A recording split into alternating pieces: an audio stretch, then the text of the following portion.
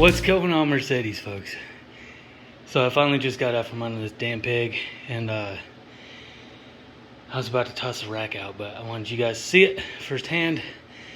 One of these damn things does actually have the possibility of departing from its home buried within the Mercedes. This is the power steering rack and pinion, and it is a fun job. It would have been better if I knew what I was doing. Having this been my first time, I'm gonna help y'all out with understanding the easiest way to remove that. That one's much cleaner. That one's gonna go in a lot better. Yeah, this thing is dirty as hell. It's been leaking for years. I got shit everywhere under there. All the grease and crap built up. Anyways, let's see if I can recall where I started. So, obviously, remove the fucking wheels, front wheels. After you put it on jack stands, maybe I should back up for some folks. Jack the vehicle up, put it on some jack stands. Get the jack the hell out of the way. Get your tires off with your 17 millimeter deep well. Then you can do your tie rod ends. So those guys, knock those off real quick. I think those were, oh geez, where'd they go? Said I was gonna be organized this time. This guy, boom, and it is not a 15/16. I think it's a, well, of course it's all metric, guys, come on, you know what I'm saying. But I don't have metric past 19, and it's bigger than 19, so you can use a 7/8. It's real good. Shit, these two bolts were on the coupler, the steering knuckle. This is the top one without the shank. This is the bottom one with the shank. And my knuckle is over there because it was stuck on the actual splines of the rack. When I popped it off, there it decided it wanted to run over there. So that's where that's at. That's the steering knuckle, and you can access it right there. I didn't have to turn my steering wheel at all. Having it dead straight was perfect. And depending on your seating position, you can use your seatbelt, wrap it around the bottom of the steering wheel once, hook it in, and then run your seat backwards to tighten it up, just to keep it exactly where it was. It's a quick and easy way to do that. Oh, yeah, I'm getting to it. Yeah, this subframe is disconnected.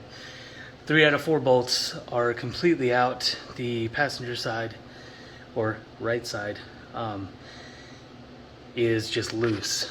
Those are some big ass bolts. Again, I had to use a 7/8 and then some leverage with my 15/16, pulling on the open end to get the front ones loose. For some reason the rears were able to come off with the impact. This contraption, yep, that is holding the rear portion, the yoke end of the front differential up and out of the way.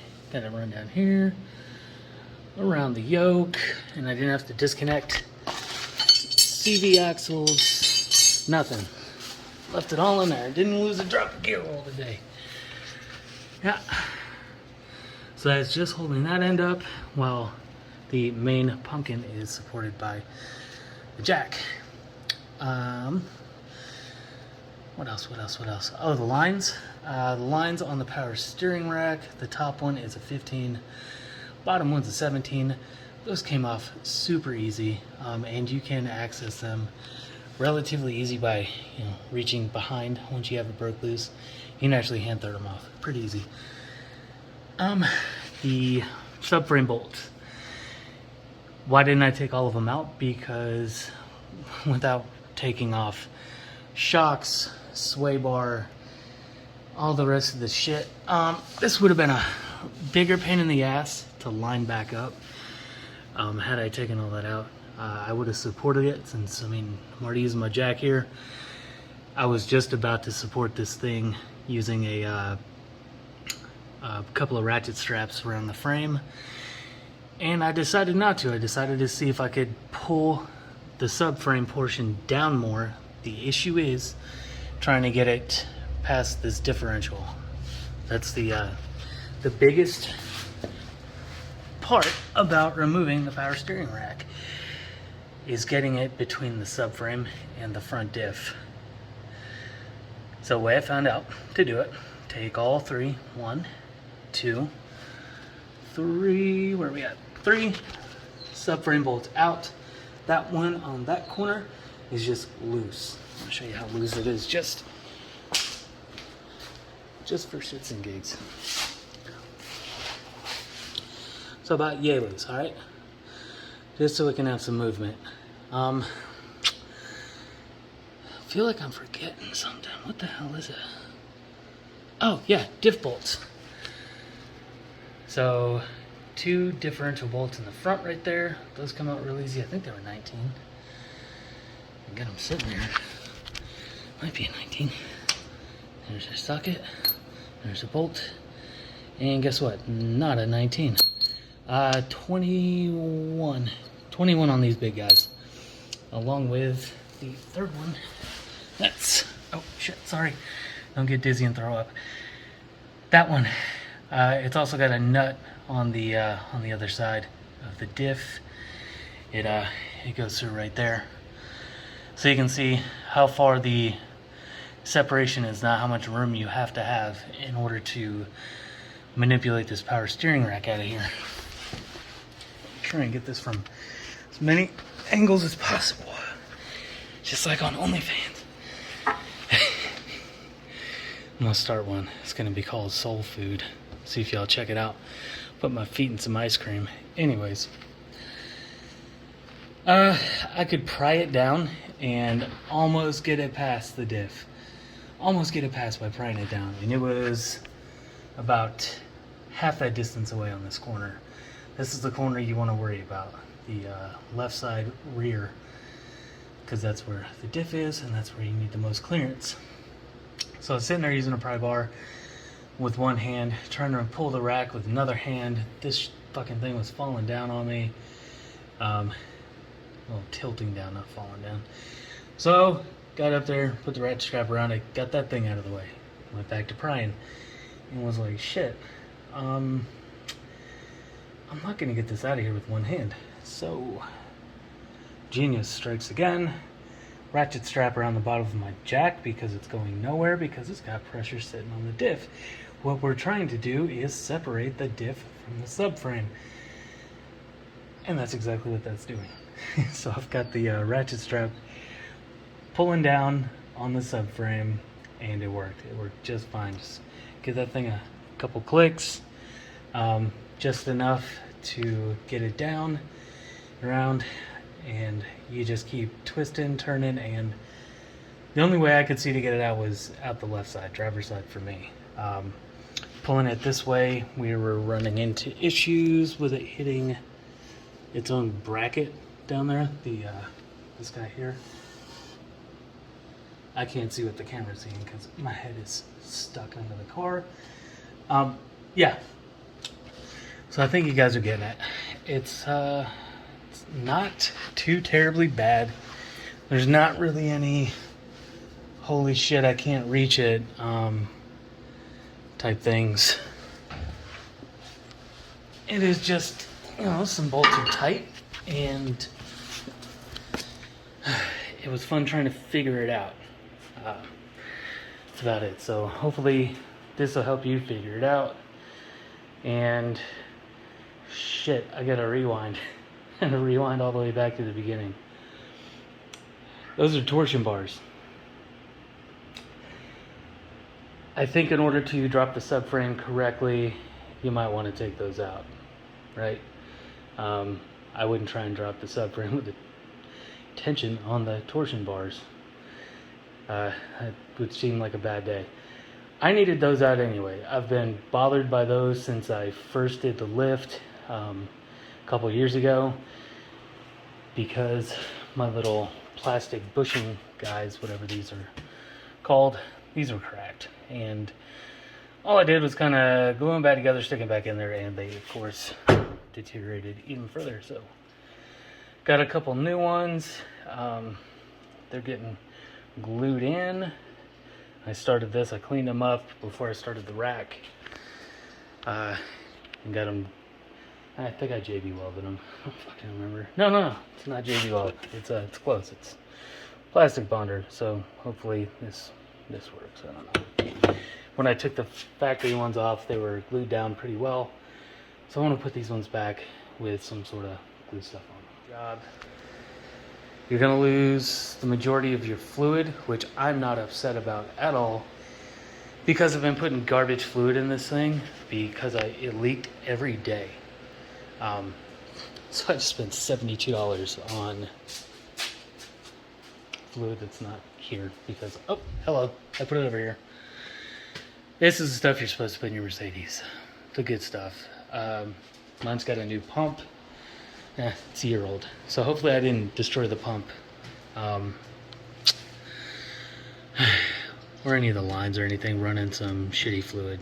But alright guys, day 2 on the power steering rack. Taking it nice and easy so you can avoid getting pissed off and throwing tools. It's not a fun job. This is like one of those maintenance jobs where you're like, damn it, do I really have to do this? Yeah, it is. It becomes a safety issue after a while. So everything's in, except for the actual connection here for the, I guess you'd call it the steering column. If you're gonna be putting the rack in and you've got all that space like I had, if you can manage it, I'd say put this knuckle on the rack before you install it. It would be so much easier to get that thing lined up, that bottom bolt. Damn, get the light in just the wrong place for you guys. That, yep, you can see the head of it sticking out there. That bolt, getting this thing shoved down on the splines and in just the right spot, and to be able to get that bolt on is a pain in the butt.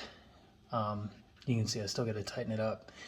But I wanted some wiggle room to try and get this top one in. The top one is even more of a pain in the butt.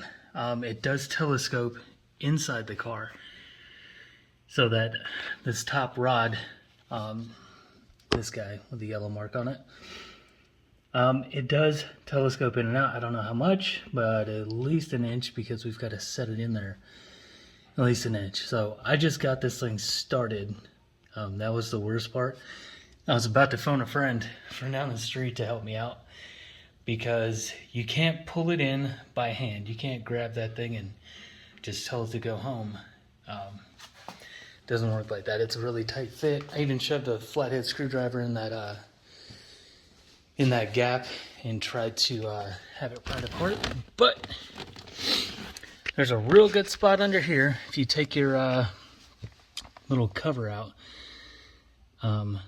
To be able to get in here and whack the shit out of that power steering column.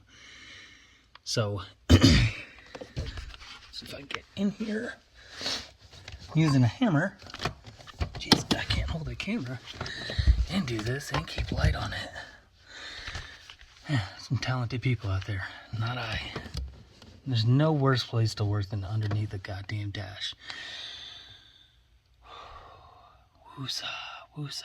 Okay, so using my hammer, Jesus Christ, and whacking it right there. So we're whacking the shaft down within the other one. The hard part is getting it lined up to accept the shaft, first of all. So yeah, just keep tap-rooting until you start to see it actually telescope out of this parent shaft here. So just giving it whacks. There's not really a lot of room.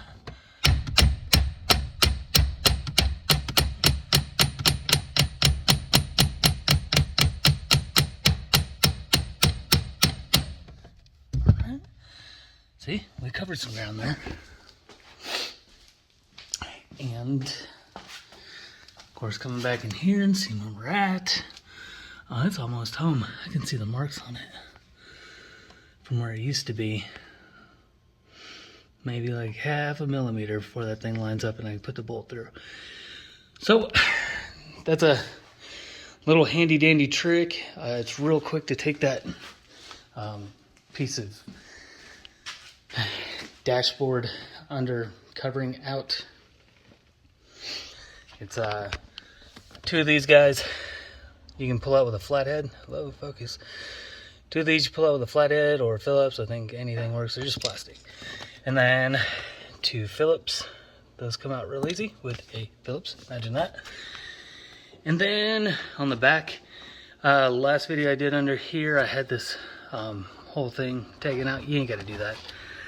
You just reach behind there, slide this thing down, and the, damn it, come on lights. The wires, the whole connector just pops loose. Real nice and easy. It's like Mercedes knew what they were doing. Then pull that out, you got access. Oh jeez, fucking allergies. So, yep, just a couple more whacks. Have this back together, have a bolt in it, and catch you guys later.